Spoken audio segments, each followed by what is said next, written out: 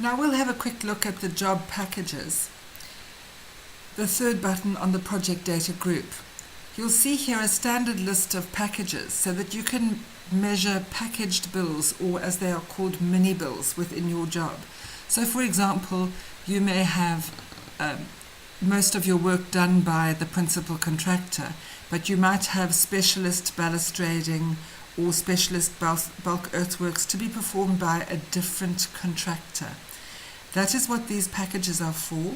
If you're required to use a package which doesn't exist in this selection, you simply go to the bottom of the screen and enter a new package name, and then you'll be able to use it.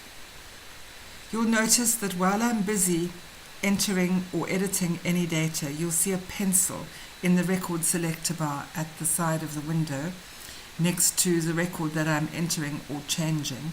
And when that pencil is present, it means that the data has been created, but it's not fully updated.